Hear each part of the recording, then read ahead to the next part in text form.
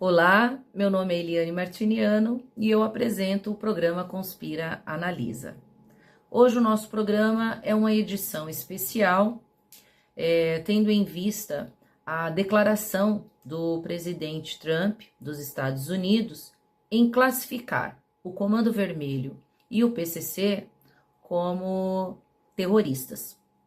Nós vamos agora acompanhar a análise do professor de História Vanderlei Elias Neri sobre esta declaração e as consequências para a política brasileira.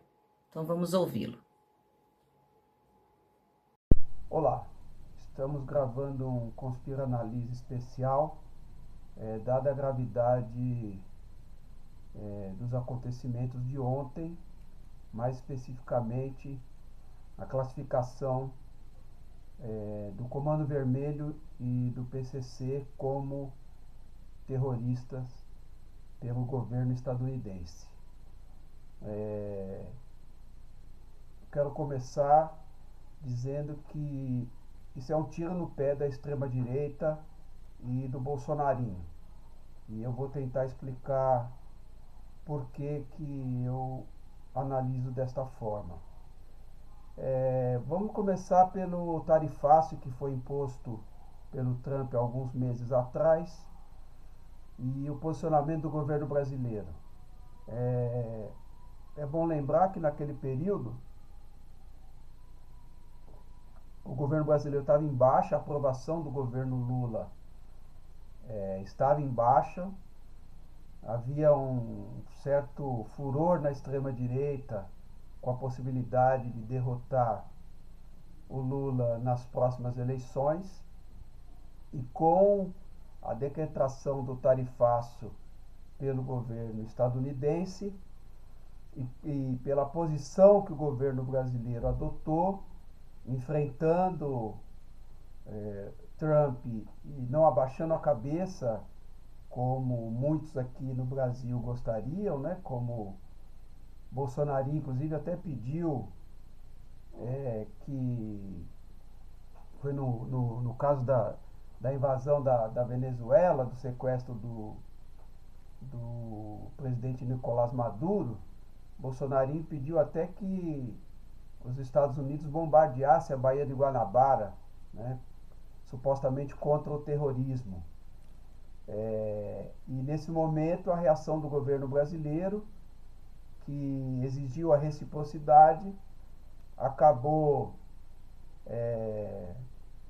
impulsionando a recuperação do governo brasileiro perante ao público e acabou inclusive obrigando o Trump a voltar atrás, porque ele também foi muito pressionado dentro dos Estados Unidos, porque complicou muito a situação econômica, o tarifaço imposto. Com isso, o governo brasileiro, principalmente na figura do presidente Lula, ganhou ainda mais prestígio internacional. Então, com base nessa análise, eu acho que a gente pode dizer que essa nova tentativa da extrema-direita com o bolsonarinho de tentar ganhar algum fôlego com apoio trumpista para ele aqui nas eleições é um verdadeiro tiro no pé. Mas eu acho que nós precisamos voltar um pouco no tempo e para poder pensar, inclusive futuramente, quais são os passos que a esquerda brasileira, os setores progressistas, setores nacionalistas podem adotar daqui para frente. Vamos começar pelas Forças Armadas Brasileiras, né? Há um setor entreguista nas Forças Armadas Brasileiras? Claro que há, né? Existe um setor entreguista, assim como a maior parte da burguesia brasileira é entreguista, né? E aqui acho que a gente pode fazer um parênteses e depois retomar essa questão das Forças Armadas. A burguesia brasileira, desde o seu nascimento, vamos falar depois da independência, para não voltar muito, ela já nasce atrelada ao capital internacional, atrelada e submissa. E a maior parte da burguesia brasileira nunca quis, de fato, governar o Brasil. A ideia deles era administrar uma colônia, né?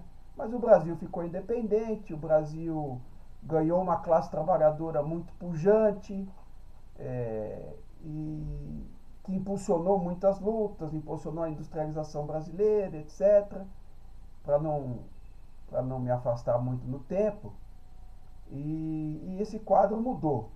Mas boa parte da burguesia brasileira, eu diria que a grande mídia, que é muito ligada ao capital financeiro, né? Então a burguesia financeira, setores do agronegócio, setores da mineração e até setores industriais, também gostariam muito de apenas administrar uma colônia, né?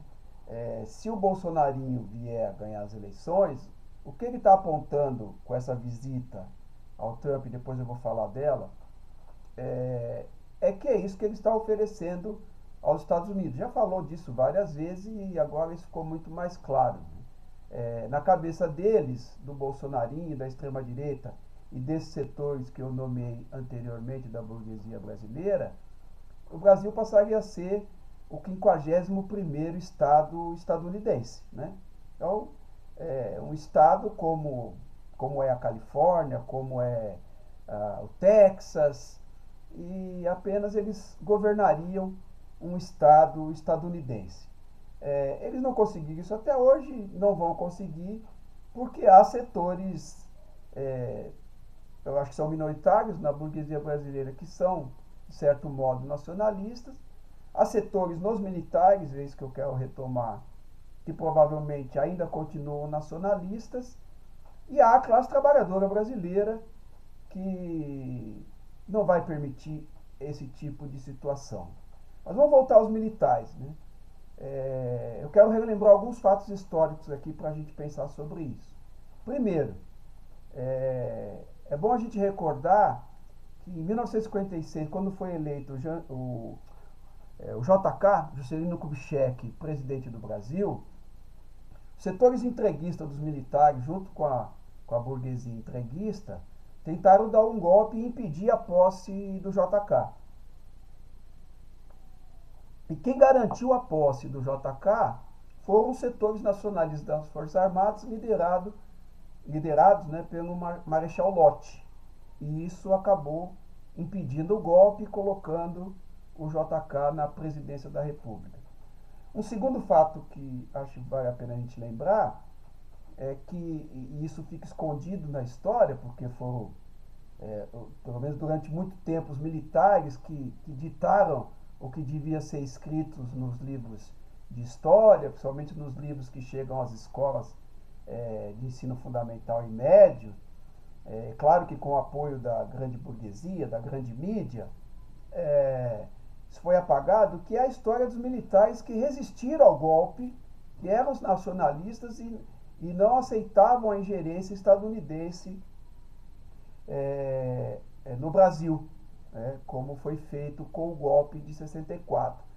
Mas não é só no golpe. Durante a ditadura, muitos militares nacionalistas e até de esquerda foram presos, torturados, mortos, né, para impedir que os setores nacionalistas se opusessem à ditadura militar. Então, as Forças Armadas brasileiras, apesar de ter setores entreguistas, têm uma tradição de setores nacionalistas e que eu imagino que continue existindo. Eu não sou um especialista em Forças Armadas, estudei muito as Forças Armadas durante a ditadura por conta do meu doutorado, que é sobre as diretas já, e que, portanto, eu tive que estudar muito o período anterior, né, justamente à ditadura, mas não sou especialista em militares, não posso afirmar categoricamente que hoje existe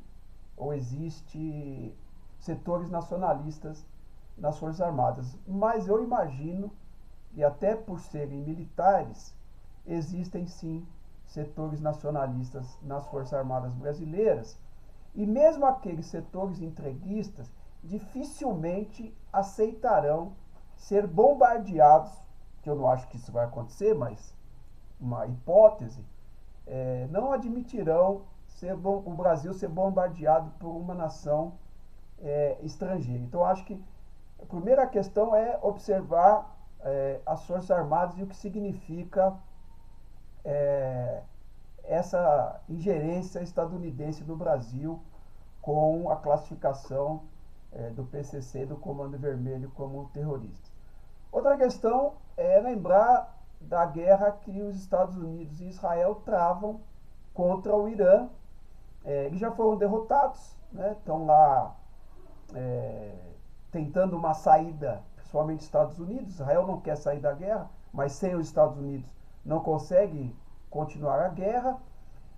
O Trump está manobrando com todas as possibilidades, imaginando todas as possibilidades para poder sair de lá dizendo que foi vitorioso, mas ele foi derrotado,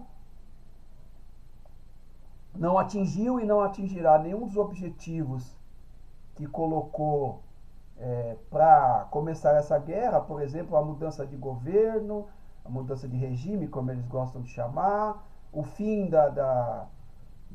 do uso de nuclear, que para o Irã é pacifista, né, mas os Estados Unidos, Israel tentam classificar isso como a busca por uma bomba atômica. Se eles quisessem ter feito, eles já teriam feito, né, então não estão atrás disso, mas os Estados Unidos usa isso como argumento. E o fim das armas, dos mísseis balísticos, dos drones, né? E que o Irã não vai aceitar isso.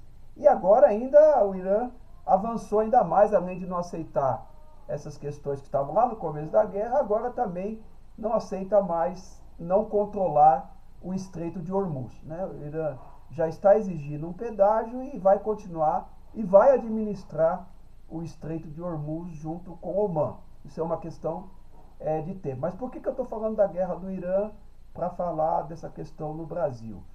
Porque a guerra do Irã comprovou que os Estados Unidos não tem toda essa força militar que eles gostam de propalar que tem, né? E agora ainda mais, porque eles gastaram boa parte do arsenal que eles tinham. Inclusive, por isso eles não conseguem dar continuidade à guerra, porque eles reduziram muito o estoque de mísseis e de drones que eles precisam para enfrentar uma guerra como é a guerra no Irã. E isso mostra que o bicho não é tão grande como gosta de parecer, né? Eu não vou falar de bomba atômica, porque assim, claro, eles têm bomba atômica, e se usar bomba atômica é o fim da humanidade, porque os Estados Unidos uma bomba atômica aqui, a Rússia outra ali, a China outra lá, e a humanidade se foi. Então eu não vou falar sobre bomba atômica, porque eles podem usar? Pode, mas se usar é o fim da humanidade, então não interessa. Então, do ponto de vista das armas convencionais, o Irã acho que mostrou para o resto do mundo que os Estados Unidos não é esse bicho-papão que gosta de parecer, né? Então, acho que isso é importante, até para que o Brasil, a partir dessas ingerências, o Brasil pense em ter umas forças armadas adequadas para enfrentar ameaças desse tipo. O Brasil tem condições de fabricar mísseis e drones, que são hoje o top, né, do ponto de vista das guerras que se travam hoje em dia. E aqui um parênteses, nós somos pacifistas, nós comunistas somos contra a guerra, somos contra essa coisa de territórios, né? O mundo é da classe trabalhadora, a gente pode estar onde quisermos estar. Mas a realidade não é essa. No capitalismo existem as divisões territoriais, e dentro desse quadro as nações devem defender os seus interesses, e a classe trabalhadora brasileira tem que defender os seus interesses. E o interesse da classe trabalhadora, com certeza, não é se subjugar às ordens do imperialismo estadunidense. O Brasil tem capacidade industrial, o Brasil tem terras raras, né? Pode fazer um acordo com a China para que se instalem fábricas aqui com transferência de tecnologia, para que as terras raras sejam extraídas e transformadas e industrializadas aqui no Brasil, que é uma questão que está muito aí efervescente, né? Para que de fato se coloque, olha, aqui não, como o Irã fez, né? E lembrando que o Irã é um país que tem, do ponto de vista territorial, menos da metade do Brasil e do ponto de vista populacional também. O Irã tem mais ou menos 92 milhões de habitantes, o Brasil tem 215 milhões. E já quero dizer que é muito pouco provável, acho que até muito pouco provável, que haja invasão estadunidense aqui no Brasil, né? Mas, de qualquer maneira, o Brasil tem as capacidades para se defender dessas questões, né? E aí é importante a gente pensar no momento que nós estamos, e aí não podemos deixar de falar das eleições que acontecem o primeiro turno em outubro, que o atual presidente Lula lidera as pesquisas, e esse é um fato novo, e esse fato novo pode ser, inclusive, decisivo para as eleições, e eu explico. O Bolsonarinho visitou a Casa Branca, acho que está muito claro para todo mundo que o Trump apenas tirou uma foto com ele, seu irmão e o outro papagaio de pirata, neto do último general ditador do Brasil. A própria repórter da Globo, que estava presente, que tem muito acesso à Casa Branca, colocou que a visita durou apenas 8 minutos, ou seja, ele não teve tempo para discutir nada da política brasileira com o Trump. Inclusive, essa própria repórter informa que o Trump elogiou Lula, e o Bolsonarinho, quando saiu na entrevista, cometeu uma gafe, falando que foi visitar a pedido do presidente Lula. Depois falaram no ouvido dele para ele se corrigir, mas ele não conversou com o Trump. Agora, uma coisa que muita gente não observou é que ele volta à Casa Branca no dia seguinte. E aí sim ele se reuniu com Marco Rubio. Guarde esse nome, que esse nome é importante. Marco Rubio é o secretário de Estado do Trump, um exilado colombiano, que a família era uma família burguesa em Cuba, com negócios escusos, e que fugiu da ilha antes da Revolução de 1959. Mas o Marco Rubio se junta aos dissidentes cubanos, se transforma numa figura importante politicamente, e o projeto do Marco Rubio é, primeiro, destruir Cuba. Ele está por trás da invasão da Venezuela e do sequestro do presidente Nicolás Maduro. Ele tem o projeto de destruir o governo Cuba e transformar Cuba num bordel, como era antes de 1959, antes da Revolução Cubana. E também tem o projeto de domínio total da América como um todo, né? Inclusive da América Latina e, portanto, do Brasil. E o Bolsonarinho se encontrou com o Marco Rubio no dia seguinte, que ele tirou a foto lá com o Mickey com os Patetas, né? Mas ele voltou no dia seguinte e se reuniu com o Marco Rubio e com alguns outros assessores do Trump. É daí que sai a classificação do PCC e do Comando Vermelho como organizações terroristas. Esse é um projeto quase que pessoal do Marco Rubio. É claro que a burguesia estadunidense está por trás disso, porque tem todo o interesse de dominar a América Latina, em particular o Brasil, inclusive por conta do Brasil ser o segundo país com a maior reserva de terras raras, que são fundamentais para todos os setores da economia mundial. Então, impulsionado pela burguesia estadunidense e com um projeto pessoal, e a gente não deve desprezar isso, o Marco Rubio, então, em associação com o Bolsonarinho, articula essa classificação do PCC Comando Vermelho, como organizações terroristas. O que isso tem a ver com as eleições no Brasil nesse momento? E aí é só a gente voltar para o tarifaço, né? O governo brasileiro a diplomacia brasileira não costuma ser apressada nas respostas, muito provavelmente estão lá analisando como serão as respostas, mas pela tradição da diplomacia brasileira e dos últimos acontecimentos, é muito provável que o governo brasileiro se pronuncie de uma forma muito altiva, né, respondendo com a devida dignidade a essa ingerência estadunidense nos assuntos internos brasileiros.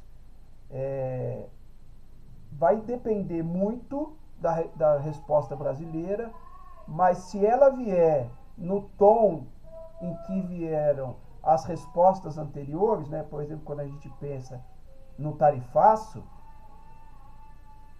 foi um tiro no pé essa aliança do Bolsonarinho com o Marco Rubio, porque isso vai, como eu afirmei no começo, é um tiro no pé. Dependendo da forma como o governo brasileiro se colocar diante dessa provocação estadunidense, o presidente Lula pode ser reeleito ainda no primeiro turno, né?